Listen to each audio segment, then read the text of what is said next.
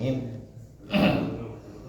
Alhamdulillahirabbil alamin wa bihi nasta'in ala umuri dunya waddin. Allahumma shalli ala Muhammad wa ala ali Muhammad. Jamaah subuh yang Allah muliakan, alhamdulillah kita bersyukur pada Allah Subhanahu wa taala. Allah telah mempertemukan kita di aktivitas salat subuh berjamaah di Masjid Al-Kautsar. Mudah-mudahan ini jadi aktivitas yang bisa kita pertahankan sampai akhir hayat kita. Mudah-mudahan juga diteruskan oleh anak, menantu, cucu dan cicit kita. Saya sangat terobsesi dengan itu. Mudah-mudahan sadayana singkat tuluikeun terutama salat berjamaah oleh anak, menantu, cucu, cicit. Ya paling tidak sepintas Pak, sepintas saja. Dalam beberapa bulan terakhir Geduh Incu belum 1 tahun, baru mau 12 bulan, mau 1 tahun. Karena tinggal ngalengkah ke masjid, dibawa ke masjid. Jadi ikut begini. Ikut gini. Walaupun belum bisa berdiri, ngacak-ngacak, tapi sujud bisa. Itu tuh luar biasa rasanya. Asa dunia nusorangan ningali Incu bisa sujud itu ya, subhanallah. Dan itu doa kita bersama.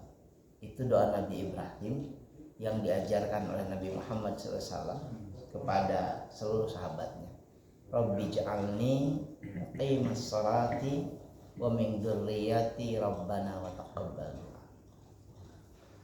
Dan kita ada di penghujung bulan Rabiul Awal, atau bahkan sudah masuk bulan Rabiul Tsani. Kita akan ngaji ngisi bulan ini sambil berharap mendapatkan keberkahan dari Nabi SAW dengan ngaji tentang mencintai Nabi SAW. Jamaah subuh yang Allah muliakan, ini kita membahas Quran surat Ali Imran ayat 31. Allah Subhanahu wa taala memberikan penegasan bahwa mencintai Nabi itu adalah wajib. Ini bukan lagi ijma karena sudah ada dalam Al-Qur'an. Bagi setiap mukallaf itu yang baligh dan berakal. Kalau dia baligh, kalau baligh itu kan proses biologis, kondisi biologis setiap orang. Kalau berakal itu berbeda lagi. Karena itu dalam bahasa fikih salah satu kewajiban beragama itu lil akil baligh. Orang yang berakal dan baligh. Haji itu wajibnya bagi orang yang berakal dan baligh. Kalau cuma baligh saja tidak berakal tidak wajib.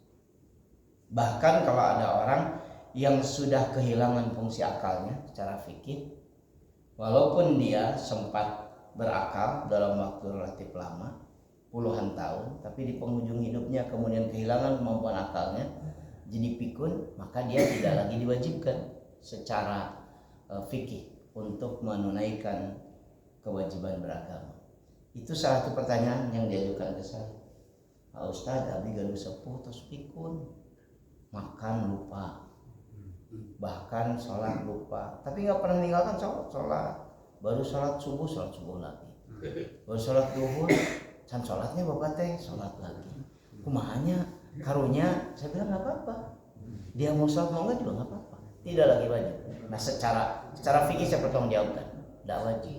Karena ada banyak anak mungkin yang merasa orang tuanya harus sholat. Mas sholat, enggak kemari misalnya. Ini di sini jamaah Al-Kautsar. Saya ke rumahnya berkali-kali. Jadi enggak apa-apa diceritakan. Beliau ini sudah apa ya kalau istilah itu. Kalau orang Sunda menyebutkan tanam tos sasar, tos enggak. Ketemu saya aja dianggap orang tuanya. Dan sebagainya. Beberapa sudah ada nih hampir 1 tahun ini salah seorang jamaah Al-Kautsar sudah lupa dengan dirinya. Jadi saya bilang nggak apa-apa, nggak usah disuruh sholat, nggak usah kalau dia mau sholat nggak apa-apa. Kalau dia kemudian sholat wudu dengan Allah dan sebagainya. Karena kewajiban beragama itu lil aqil balik, bagi orang yang berakal bisa berpikir dengan nalarnya dan balik. Nah, mencintai Nabi itu wajib bagi orang yang berakal dan balik. Istilah fikihnya itu mukallaf, orang yang diberikan beban tanggung jawab. Nanti bapak-bapak ketemu ayat yang sangat populer, la yukallifullahu nafsan illa usaha. La yukallif, tidak jadi mukallaf, tidak diberikan beban kecuali pasti dia bisa memikulnya. Dan inilah yang dimuat dalam ayat yang akan kita kaji. A'udzubillahi minasyaitonirrajim. Qul in kuntum tuhibbunallah fattabi'uni yuhibbukumullah wa yaghfir lakum dzunubakum wallahu ghafurur rahim. Ini surat Ali Imran ayat 31. Sampaikan olehmu Muhammad kepada semua orang yang bisa mengakses bisa mendengar seruanmu. In kuntum tuhibbunallah, jika engkau mencintai Allah, fattabi'uni, maka engkau harus mengikuti aku, ikuti Nabi. Karena itu salah satu syarat diterimanya amal kita dalam bahasa fikih itu disebut dengan ittiba. Tidak mungkin diterima amal kita kalau tidak ittiba. Apa ittiba itu? Mengikuti Nabi. Kadang-kadang mengikuti Nabi itu jamaah subuh ya Allah muliakan tidak harus dipahami, tapi diyakini itu merupakan perintah Allah, dicontohkan Nabi. Contoh yang paling fenomenal itu dalam syariat Islam adalah ketika tawaf mencium Hajar Aswad. Saat itu kan sangat leluasa orang tawaf itu. Tawaf Nabi itu keliling, dimulainya kan Hajar Aswad, keliling balik lagi sampai Hajar Aswad, dipegang, dicium. Percis yang ikuti Nabi di belakangnya itulah Umar bin Khattab. Jadi ketika Umar bin Khattab melihat Nabi, beliau sempat nalar kritis itu berpikir, nah abad kudu dicium, itulah kalau bahasa kita. Saya ketika beliau megang batu, beliau omongkan itu, kamu tuh batu, tapi karena aku lihat Rasul menciummu, ya aku mencium kamu. Gak ada gak ada keyakinan, tidak ada alasan apapun kecuali karena dia melihat Nabi mencium Hajar Aswad. Ada orang yang menggunakan busana yang diyakini itu dicontohkan Nabi. Tidak perlu dilogikakan, pokoknya siga kieu abdi baca, saya memahaminya, sudah gunakan. Nanti ada yang kemudian mencintai Nabi itu karena make sense gitu ya, secara rasional ke hati benar ya, sebagainya. Ayat ini memberikan penegasan, kalau engkau mencintai Allah, ikuti Nabi. Dipahami atau tidak dipahami, ngerti atau hente, ikuti Nabi. Dengan mengikuti Nabi, yuhibbukumullah, Allah akan mencintai kalian, wa yaghfir lakum dzunubakum, Allah juga akan mengampuni dosa-dosa kalian, wallahu ghafurur rahim, karena Allah Maha Pengampun dan Maha Penyayang. Ayat ini secara fikih itu bermakna begini. Selama kita masih mengikuti Nabi dengan berbagai keterbatasan yang kita miliki, selama itu pula Allah akan mencintai kita dan mengampuni dosa-dosa kita. Klausulnya seperti itu. Jadi begitu kita berhenti mengikuti Nabi karena merasa ini mah sudah tidak relevan lagi lah, itu mah zaman dulu, tidak lagi relevan dengan kehidupan sekarang, maka pada saat kita berhenti mengikuti Nabi, saat itu katanya berhenti kecintaan Allah dan ampunannya. Kalau lihat seperti itu kan ngeri. Kenapa? Karena ayat ini menggunakan bentuk present continuous tense, fi'lun mudhari. Fattabi'uni yuhibbukumullah. Itu kan bentuk present continuous. Wa yaghfir lakum, Allah akan selalu mencintai kalian dan Allah akan selalu mengampuni dosa-dosa kalian. Ini pentingnya ketika membaca Quran, para ustadz itu harus bisa bahasa Arab. Beda Pak memaknainya. Kalau bisa bahasa Arab, ada ayat-ayat tertentu yang bisa demikian menyentuh, karena dari aspek kebahasaan dia punya makna yang luar biasa. Mungkin mirip ayat ini. Karena itu secara fikih sebagian ulama fikih menyebutkan selama mengikuti Nabi, selama itu pula kecintaan Allah dan ampunannya akan terus menerus. Begitu berhenti ikuti Nabi, berhenti pula kecintaan Allah dan ampunannya. Dan Allah Maha Pengampun, Allah Maha Penyayang. Jamaah subuh yang Allah muliakan, inilah yang menjadi penegasan bahwa mencintai Allah, mencintai Rasulullah itu adalah kewajiban kita. Saya buka-buka kitab tafsir, buka-buka tarikh Nabi dalam 1 minggu terakhir ini. Ada 2 informasi tentang asal muasal silsilah Nabi sallallahu alaihi wasallam.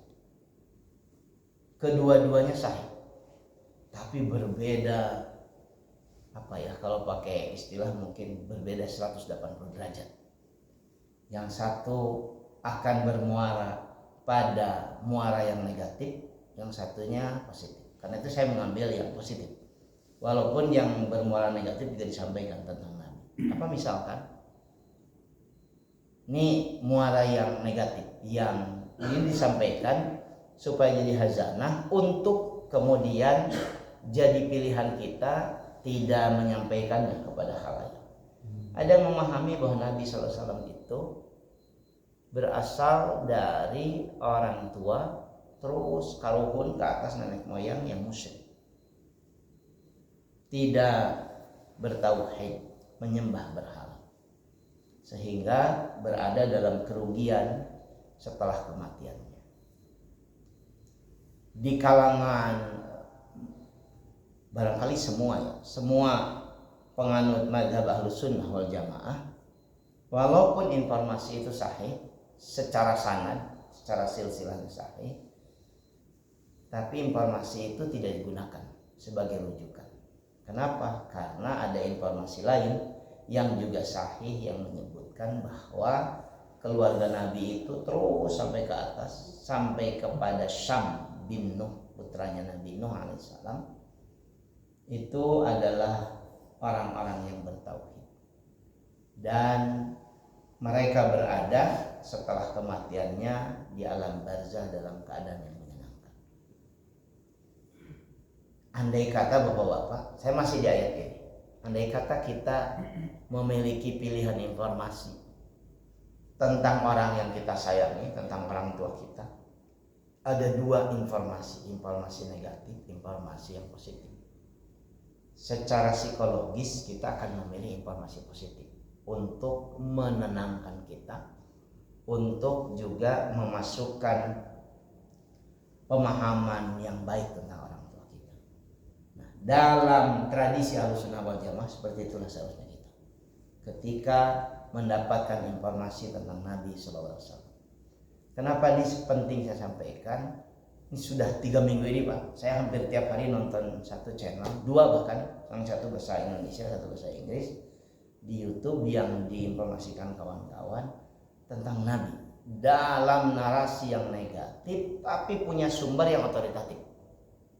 Sumbernya otoritatif. Kalau tarikh dia menggunakan tarikh Tabari, dia gunakan hadis sahih Bukhari, Muslim, hadis sahih, gunakan ayat Quran, tapi dengan narasi negatif. Dari mana narasi negatif itu? Dari kesimpulan. Saya sengaja nonton Pak, walaupun sakit hati nontonnya. Ya Allah, betapa buruknya kebencian orang pada Nabi SAW. Dikutip sumber-sumber otoritatif. Bagi bapak-bapak saya tidak merasa bermasalah, saya sampaikan, nonton saja. Saya sengaja nonton itu supaya bisa menjawab beberapa pertanyaan yang muncul. Misalkan tentang tuduhan bahwa Nabi dianggap sebagai seorang pedofilia. Ini kan tuduhan menyakitkan. Tapi sumbernya yang dikutip itu otoritatif. Kesimpulannya yang kemudian bermasalah. Nabi juga dianggap sebagai pelaku KDRT dan sebagainya. Sangat banyak sumber. Sekarang channel itu bahkan sudah diusulkan untuk di stop oleh MUI dan sebagainya. Nggak bisa di stop karena ada di luar, bukan di Indonesia. Si channel itu sudah diblokir, muncul lagi dalam berbagai bentuk yang lain. Kenapa penting sekali lagi ini saya sampaikan, kecintaan pada Nabi itu harus sampai pada satu kondisi di mana kita tuh sakit hati. kalau ada yang mendiskreditkannya, ada yang menghinanya, ada yang kemudian mencaci makinya karena cinta kita padanya. Kalau belum sampai pada kondisi itu, katanya menurut mayoritas ulama, bahkan ijma para ulama, semua mazhab, seingat saya tadi menyebut mayoritas ulama itu karena tidak menyebutkan semua mazhab. Semua mazhab itu menyatakan ijma, kecintaan pada Nabi itu bagian dari akidah, bagian dari keimanan kita.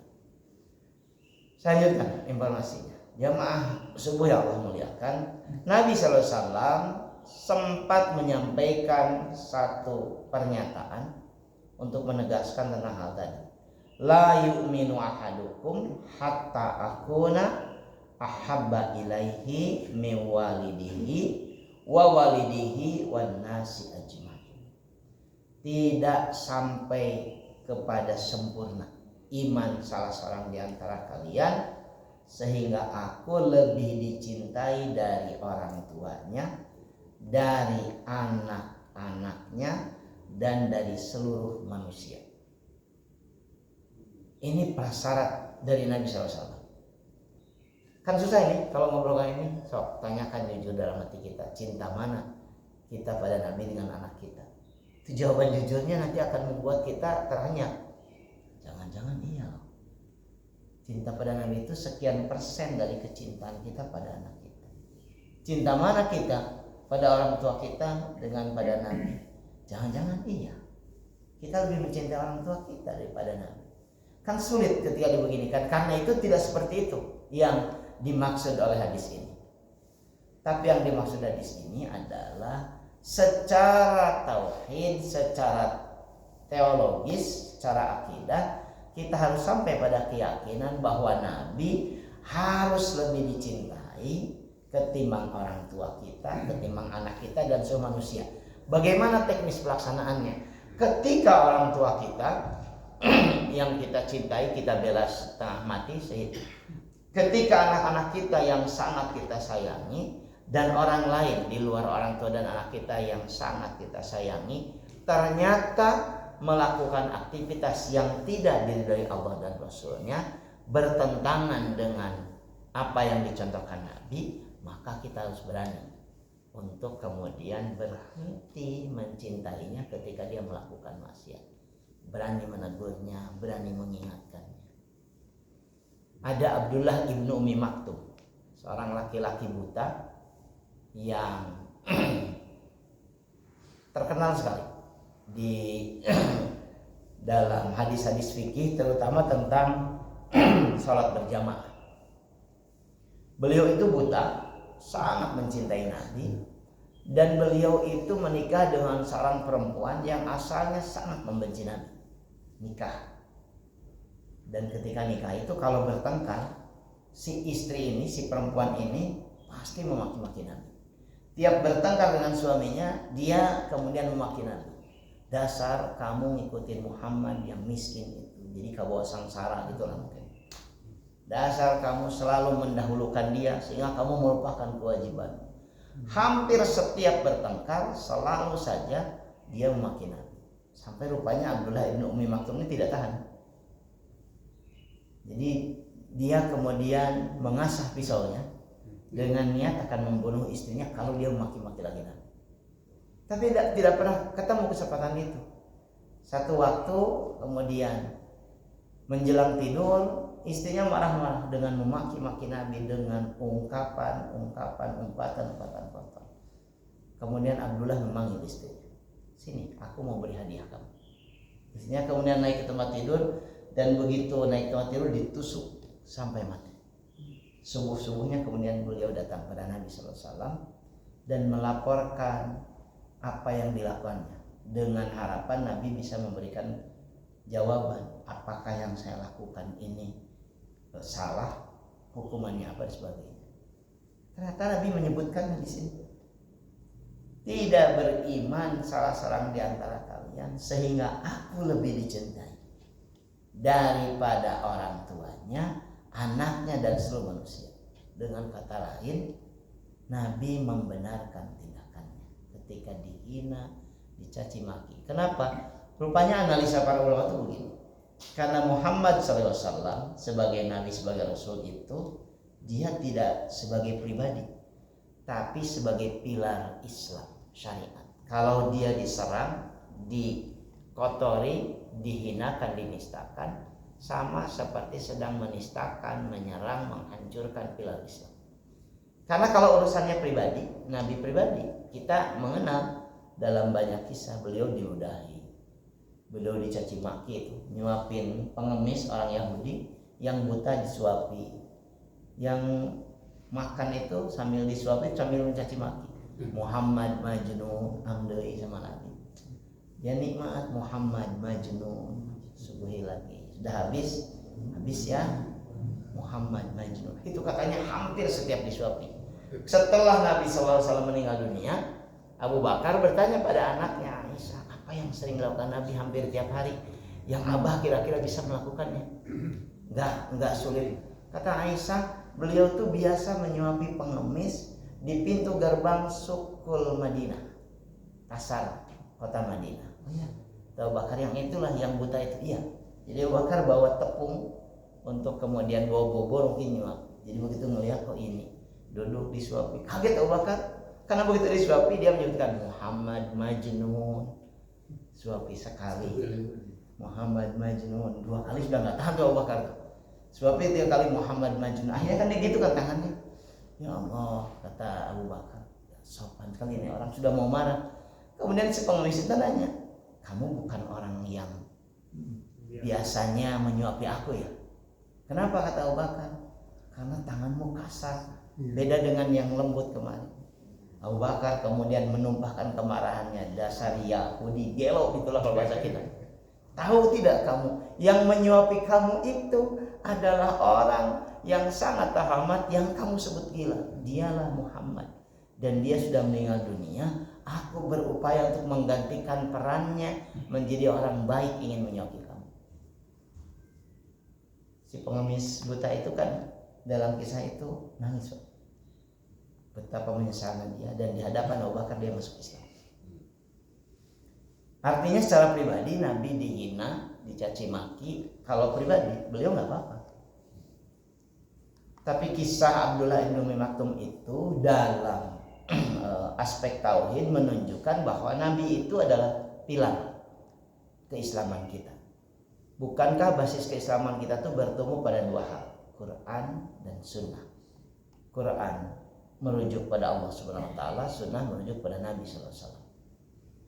Inilah sebabnya sekali lagi ayat hadis ini menegaskan kalian tuh tidak sampai pada keimanan yang sempurna selama aku belum kalian cintai lebih dari orang tua, anak, dan seluruh manusia. Dalam makna tadi, jadi kalau orang tua kita keliru, tidak sesuai dengan apa yang dicontohkan Nabi, demikian juga anak kita, maka tidak boleh karena cinta kita mendukung, tidak boleh karena cinta kita membelanya. Kita harus punya keberanian menggunakan tolak ukur sesuai dengan standar Allah dan Rasul, terutama pada Nabi SAW. Dan Nabi SAW juga diberikan kewenangan oleh Allah Subhanahu Wa Taala, jemaah semua yang Allah muliakan, sebagai pemberi syafaat.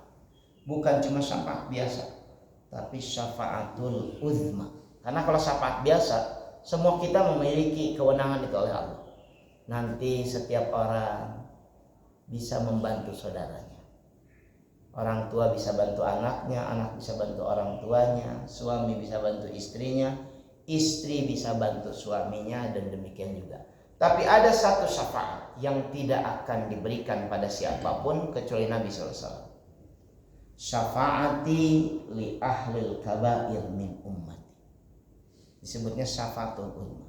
Kata Nabi SAW, pertolonganku yang sangat besar, yang dimaksud syafaat di syafaatul umma, pertolonganku yang sangat besar akan kuperuntukkan untuk umat-umatku yang melakukan kemaksiatan, pelaku maksiat.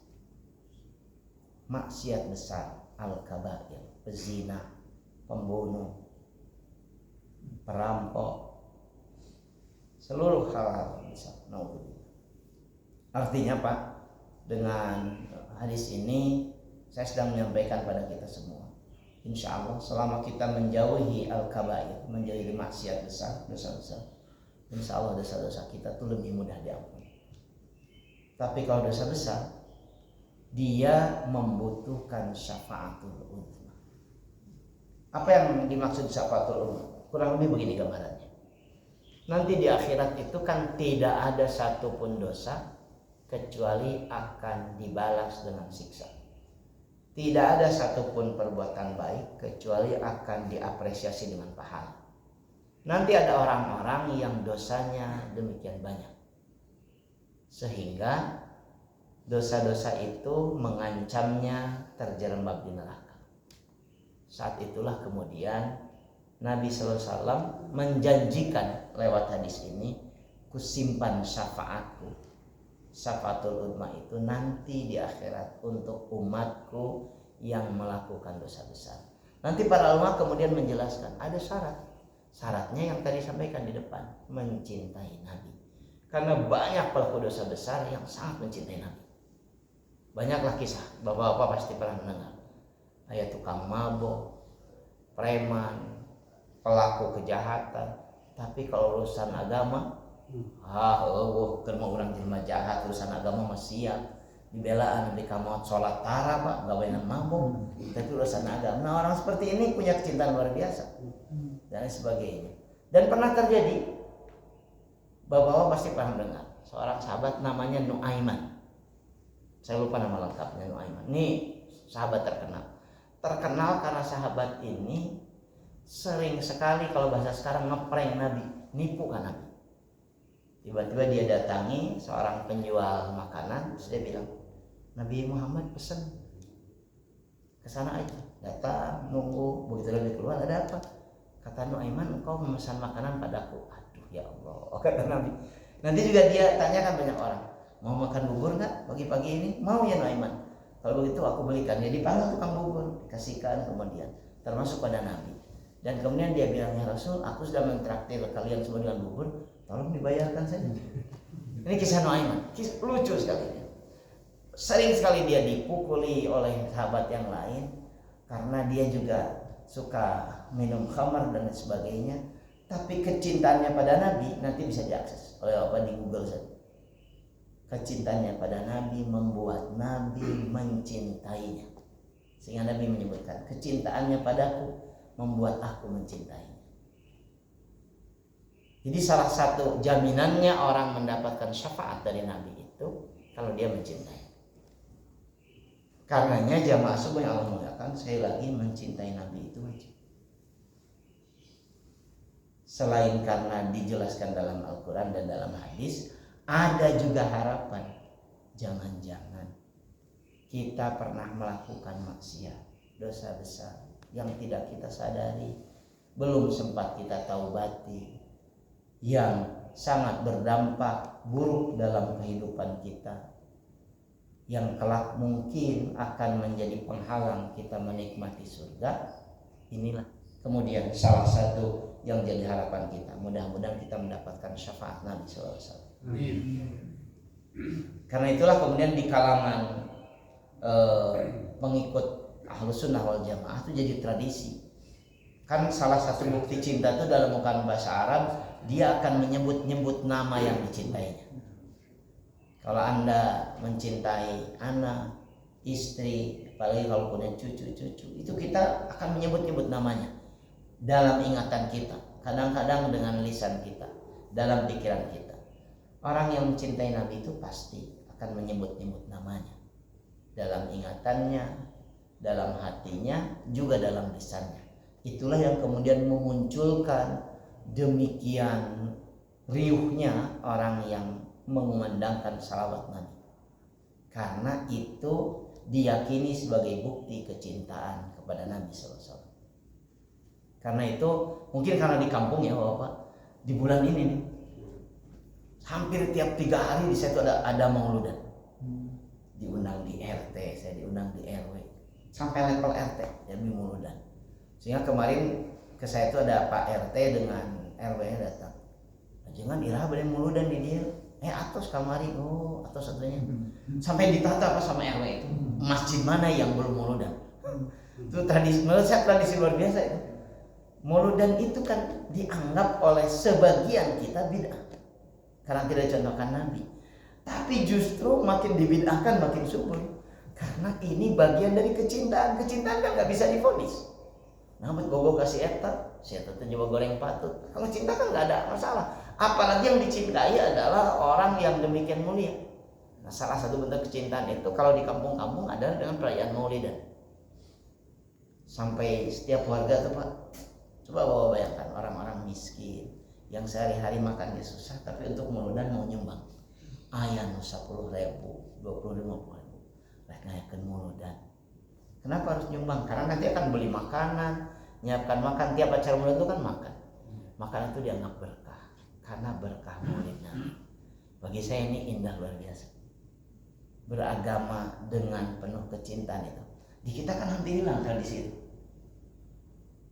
Bikin nasi kuning untuk Maulidan kan hilang di kita. Bikin acara khusus nanti anak-anak ditampilkan baca salawat pada hari Maulid kan hilang di kita dan sebagainya. Beragama kita tuh kan beragama yang rasional, dan beragama rasional itu kadang-kadang tanpa cinta. Iya mah teu kaharti harus kaharti. Justru beragama tuh kadang-kadang tanpa kaharti tapi penuh dengan cinta hangat menyenangkan. Jadi saya sedang merasakan itu dua kutub itu, kutub di kota dan kutub di kampung yang bisa hidup tuh beragama. Hampir tiap hari ini, hampir 3 hari sekali ada Maulidan di sana. Dari sana kumandang salawat, dari sini kumandang salawat. Dan kesederhanaan mereka dalam mencintai Nabi, insya Allah akan membuat Nabi mencintai mereka. Mudah-mudahan juga itu yang terjadi pada kita. Jamaah sekalian yang muliakan, saya lanjutkan dengan 2 ayat dalam Al-Quran yang mungkin dihafal juga oleh kita. Ini ujung dari surat At-Taubah. A'udzubillahi minasyaitonirrajim. Laqad ja'akum rasulun min anfusikum azizun 'alaihi ma 'anittum harisun 'alaikum bil mu'minina raufur rahim. Fa in tawallau faqul hasbiyallahu la ilaha illa huwa 'alaihi tawakkaltu wa huwa rabbul 'arsyil 'azim. Ujung surat At-Taubah itu ditutup dengan 2 ayat yang menegaskan betapa besarnya anugerah Allah Subhanahu wa taala pada kita umat Muhammad sallallahu alaihi wasallam. Laqad ja'akum rasulun min anfusikum. Sesungguhnya telah datang kepada kalian seorang utusan Allah dari kalangan kalian sendiri.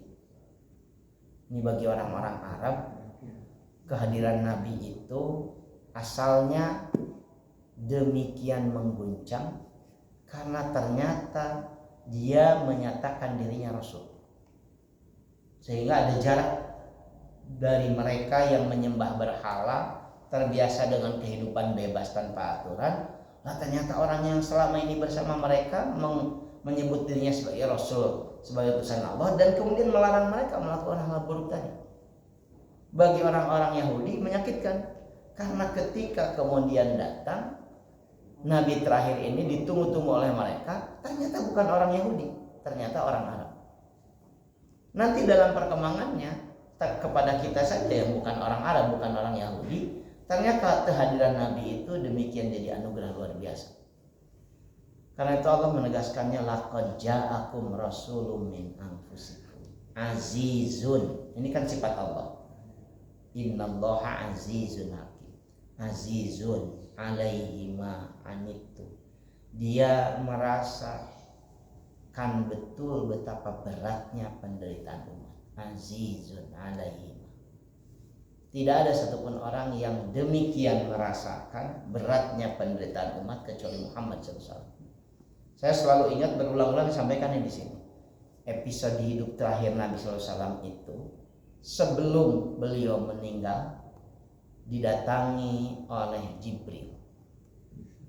Jibril datang karena malaikat maut tidak berani untuk mencabut nyawa Nabi. Bayangkan, malaikat maut ditugaskan Allah mencabut nyawa Nabi, nggak berani langsung datang, meminta bantuan Jibril supaya didampingi. Kalau sama kita makan Iya pisan. Itu cabut itu deg langsung. Nah, sama Nabi nggak berani. Dan ketika dicabut nyawa itu Pak, prosesnya sakit luar biasa, berkeringat. Itu kan di pangkuannya Aisyah, keringat dingin besar, dan beliau mengeluh sakit ya Jibril. Sehingga Jibril pun menghiburnya dengan menyebutkan begini, engkau sedang ditunggu oleh kesenangan, kenikmatan yang dijanjikan kepadamu oleh Allah Subhanahu Wa Taala. Dihibur oleh Jibril begitu. Itu katanya jadi sunnah kita. Kalau ketemu orang yang sakit dihibur dengan hal-hal menyenangkan, bukan disingsiran nyeri Pak puas teman mau bau. Ya itu makin menyakitkan. Jadi kalau ada yang sakit itu dihibur, nggak apa-apa, besok juga sembuh. Kita rada senang untuk mendiskreditkan orang. Aduh Pak Ustadz, abis teh jantung. Kamari hiburan sang abdi maot. Luar biasa. Ini Jibril itu menghiburnya begitu. Engkau sedang ditunggu oleh janji Allah yang demikian nikmat. Sehingga kemudian Nabi bertanya pada Jibril, apakah seperti ini sakitnya? Sakaratul maut. Ya. Kalau begitu Jibril, berikan kepadaku saja. Mohonkan Allah agar sakitnya sakaratul maut hanya ditimpakan kepadaku, jangan pada umatku. Karena itu nanti ada di antara kita yang insya Allah tidak mengalami sakitnya sakaratul maut. Ada banyak umat Muhammad SAW yang tidak akan mengalami sakaratul mautnya demikian menyakitkan. Karena permohonan Nabi yang dikabulkan Allah. Nabi kan mengajarkan doa pada kita. Allahumma hawwin alaina fi sakaratil maut wan najata minan nar wal afwa illa bisa. Ini doa diajarkan Nabi. Allahumma ya Allah hawwin alaina, ringankan kami fi sakaratil maut, ketika mengalami sakaratul maut, wan najata minan nar, dan selamat dari siksa neraka, wal afwa indal hisab, dan mendapatkan pemaafan ketika disidang dihisab. Diajarkan Nabi sakit sakaratul maut.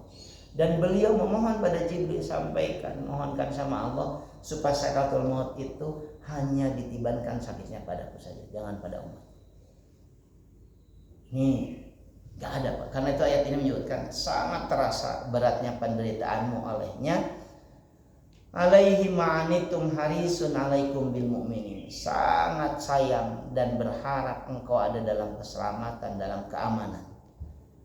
Raufur rahim, sangat penyantun, sangat penyayang. Fa in tawallau, jika kalian kemudian berpaling dari orang yang demikian menyayangi kalian, faqul hasbi. Fa in tawallau faqul hasbiyallah la ilaha illa huwa alaihi tawakkaltu wa huwa rabbul arsyil azim. Engkau Muhammad cukup mengucapkan hasbiyallah, cukuplah Allah. Alaihi tawakkaltu, kepadanya aku berserah diri, wa huwa rabbul arsyil azim, dialah pemilik arsy yang maha. Allah Subhanahu wa taala menyebutkan limpahan nikmat yang telah diberikannya pada orang-orang beriman dengan datangnya seorang rasul, yaitu Muhammad SAW, yang datang dari kalangan mereka sendiri, bukan orang asing, he's not alien, akrab, sehingga orang hafal betul dia orang yang baik, terjaga perilakunya sejak masih anak-anak sampai dewasa. Dan ini adalah wujud dikabulkannya doa Ibrahim alaihissalam, nenek moyang Nabi SAW. Ketika Ibrahim berdoa di Makkah Al-Mukarramah, ketika bersama dengan anaknya dia membangun Ka'bah. Salah satu doa Ibrahim saat itu adalah Rabbana wab'ats fihim rasulan minhum. Tuhan kami semua, angkat dari tengah-tengah mereka seorang utusan yang nanti akan bersama mereka. Karena itulah kemudian jemaah subuh yang Allah muliakan, doa Ibrahim yang dikabulkan, doa Nabi yang dikabulkan menjadi bagian dari pengetahuan kita. Jadi sunnah secara agama ya, tasyri'iyah, sunnah yang tasyri'iyah, bahwa kita punya kewajiban untuk menjaga, memelihara supaya kita tetap mencintai Nabi SAW. Mudah-mudahan ngaji kita ini nambah kecintaan kita pada Nabi SAW. Insya Allah kita lanjut dalam minggu depan Pak, insya Allah. Minggu depan kita akan sambung ngaji kita. Mudah-mudahan bermanfaat. Mohon maaf kalau banyak hal tidak berkenan. Aku qouli hadza astaghfirullah lakum Assalamualaikum warahmatullahi wabarakatuh.